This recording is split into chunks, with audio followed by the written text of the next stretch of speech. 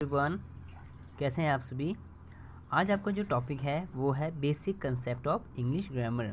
English को समझने के लिए, बोलने के लिए, लिखने के लिए और पढ़ने के लिए आपका बेसिक कंसेप्ट जो है वो क्लियर होना बहुत ज़रूरी है, जिससे आपका इंग्लिश जो है इजी हो जाएगा। ठीक है, तो आज हम डिस्कस करेंगे basic concept of English grammar. सबसे पहला क्वेश्चन है व्हाट इज़ इंग्लिश। अगर आपको कोई पूछता है इंग्लिश क्या है तो आप कह सकते हैं इंग्लिश इज़ अ लैंग्वेज। और लैंग्वेज क्या है? Language comes from sound. Language कहाँ से आता है? साउंड से आता है। ठीक है, और what is sound? Sound is the collections of alphabet. बहुत सारे अल्फ़ाबेट से कलेक्शन से मिलकर एक साउंड तैयार होता है, उसे हम कहते हैं साउंड्स। ठीक है, अब इंग्लिश ग्रामर में यहाँ पे दो टाइप के साउंड होते हैं। एक तो होता है हमारे पास vowel, VOWEL vowel, and consonant. Vowel में है AEIOU, ये आपका सबको पता है वोवल साउंड है। और कॉन्सोनेंट, वोवल साउंड को छोड़ के जितने भी है सारे साउंड है ये आपके कॉन्सोनेंट है। ठीक है, ये आपका 5 आपका वोवल साउंड होगा और 21 आपका कॉन्सोनेंट होगा। अब हम बात करते हैं इंग्लिश बोलने के लिए, लिखने के लिए या पढ़ने के लिए आपको सबसे पहले क्या चाहिए। आपको सबसे पहले चाहिए वर्ड। वर्ड के बिना हम इंग्लिश नहीं पढ़ पाएंगे, नहीं बोल पाएंगे, नहीं लिख पाएंगे। ठीक है, तो वर्ड क्या होता है, इसको हम कैसे डिफाइन करेंगे। देखो फॉर एग्ज़ाम्पल, जैसे मैंने लिखा है PEN और दूसरा लिखा है मैंने PNE। अब आपको पेन का मतलब पता है? पेन का मतलब सबको पता है। PNE का मतलब किसी को नहीं पता है। सिंपल सी बात है।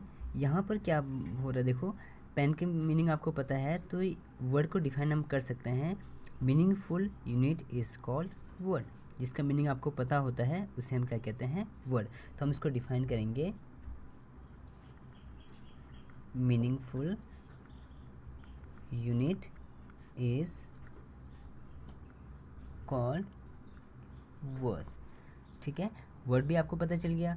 अब वर्ड के बाद हमारे पास क्या होना चाहिए? आपको पास होना चाहिए सेंटेंस। सेंटेंस को हम कैसे बनाएंगे और सेंटेंस बनाना आपको आना चाहिए। तो सबसे पहले हम सेंटेंस को डिफाइन करते हैं। फॉर एग्जांपल देखो यहाँ पे मैंने लिख दिया Ram is going to school. Ram क्या कर रहा है? स्कूल जा रहा है। आपको राम के बारे में पता है, राम का मीनिंग पता है, इसका भी मीनिंग पता है, गोइंग का पता है, टू का पता है, स्कूल का पता है, यानी कि यहाँ पे आपको सबका मीनिंग पता है। I mean to say that कि ये सारे क्या आपका मीनिंगफुल यूनिट है। तो यहाँ पे क्या है, राम भी आपका मीनिंगफुल है, तो ये हमारा वर्ड हो गया। तो यहाँ पे एक ही वर्ड नहीं है, यहाँ पे बहुत सारे वर्ड है। तो सेंटेंस को हम डिफाइन करेंगे, collections of meaningful words are called sentences। ठीक है, यहाँ पे एक ही वर्ड नहीं है, यहाँ पे कलेक्शंस ऑफ मीनिंगफुल वर्ड है, यानी कि सबका मीनिंग आपको पता है, इसीलिए हम इन सबको क्या कहते हैं, ये हमारा पूरा एक क्या बनेगा? सेंटेंस बनेगा।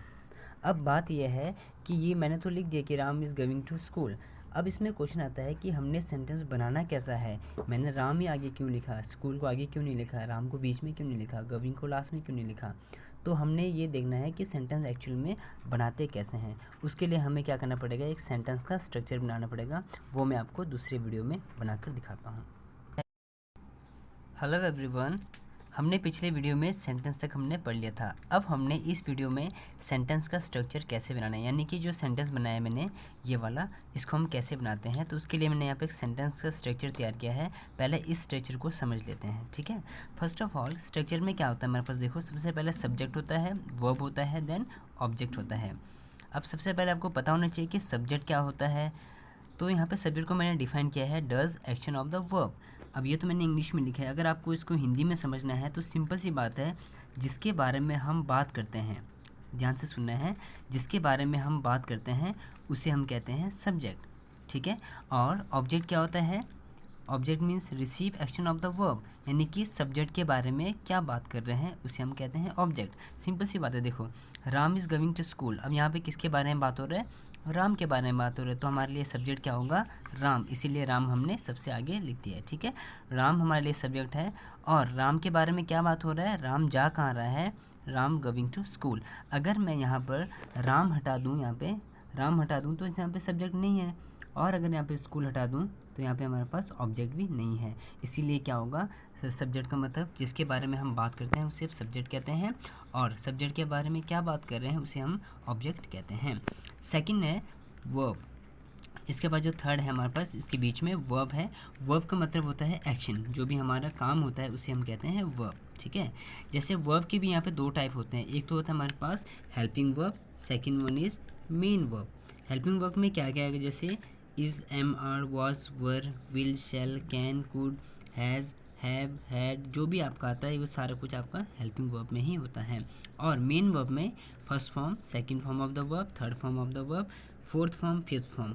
फोर्थ फॉर्म होता है फर्स्ट फॉर्म प्लस आईएनजी, जिसमें आईएनजी लगता है उसे फोर्थ फॉर्म कहते हैं, और जिसमें एस और ईएस लगता है उसे हम कहते हैं फिफ्थ फॉर्म। जैसे एग्जांपल है यहाँ पे देता हूँ मैं, जैसे लिखा मैंने go, went, gone, going and goes, ठीक है। तो ये हमारे पास है first form, second form, third form, fourth form and fifth form.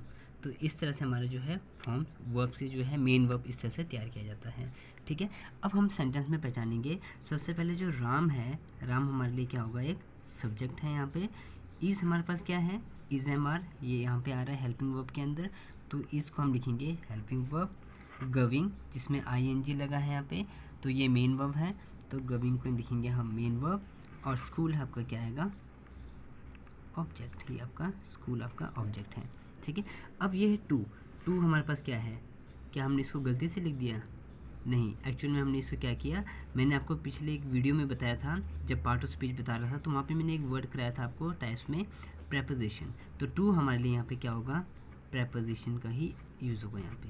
तो मैंने यहाँ पे टू क्यों यूज़ किया, यहाँ पे फोर क्यों नहीं आया, ऑन क्यों नहीं आया, ऑफ क्यों नहीं आया, तो ध्यान से देखिएगा टू और फोर में क्या डिफरेंस होता है। टू हम वहाँ पे यूज़ करते हैं जब आप बात कर रहे हो किसी ट्रांसफॉर्मेशन, यानी कि आने जाने की जब हम बात करते हैं वहाँ पे हम टू लगाते हैं। कहाँ लगाएंगे, आने जाने की जब बात करते हैं वहाँ पे टू यूज़ होता है। और फोर हम यूज़ करेंगे बेनिफिट के लिए। बेनिफिट में भी loss and profit, loss and profit दोनों हो सकते हैं बेनिफिट। तो यहाँ पे मैंने टू लगाया क्योंकि यहाँ पे जाने की बात हो रहा है, इसलिए जहाँ पे भी आपका आने जाने की बात होता है वहाँ हमेशा टू लगेगा ही लगेगा, ये आपका 100% है। तो ये हमारा प्रेपोजिशन होगा टू, ठीक है। तो ये हमारा सेंटेंस का स्ट्रक्चर है। तो सेंटेंस स्ट्रक्चर का एक यहाँ पर रूल बन जाता है, उस रूल को मैं आपको यहाँ लिख देता हूँ, यहाँ पर, ठीक है। यहाँ पर रूल लिख देता हूँ मैं, यहाँ पर लिखेंगे सबसे पहले subject plus helping verb plus main verb plus preposition plus object, बस यही आपका रूल है। अगर ये रूल आपको समझ आ गया तो आप किसी भी तरह का सेंटेंस बना सकते हैं, ठीक है गाइस। तो इस वीडियो को ध्यान से देखिए, स्ट्रक्चर को ध्यान से पढ़ना है और प्रैक्टिस करते रहना है। विदाउट प्रैक्टिस ये समझ नहीं आएगा, तो इसे ध्यान से देखिए, 10 बार देखिए, 3 बार देखिए, 10 बार, 20 बार, 15 बार, जितनी बार देखने वीडियो को देखिए, समझिए और खुद एक स्ट्रक्चर बनाने की कोशिश कीजिए, ठीक है। All the best, stay. Hi guys, हमने पिछले वीडियो में एक सेंटेंस स्ट्रक्चर किया था। अब हमने इस क्वेश्चन के जो मैंने यहाँ पे सेंटेंस लिखा है, यहाँ पे हमने आइडेंटिफाई करना है कि सब्जेक्ट क्या है, वर्ब कौन सा है और ऑब्जेक्ट क्या है, ठीक है। तो इसको आपने प्रैक्टिस करना है। तो फर्स्ट वाला मैं आपको समझा देता हूँ, यहाँ पे करके दिखाता हूँ कैसे करना है। सबसे पहले हमारे पास दिया है I am going to school, तो यहाँ पर आई जो है ये हमारे पास होगा सब्जेक्ट, ठीक है। एम हमारे पास है हेल्पिंग वर्ब, गोइंग है हमारे पास मेन वर्ब, होम है हमारे पास ऑब्जेक्ट, और टू क्या है हमारे पास, प्रेपोजिशन। इसको शॉर्ट में लिख दिया इस तरह से, subject, helping verb, main verb, preposition and object. इस तरह से बाकी जो एग्जांपल्स है इसको आपने प्रैक्टिस करके देखना है, अपने रफ कॉपी में करके देखना है, ठीक है। तो आपको इंग्लिश ज़्यादा ईजी हो जाएगा। Okay, all the best.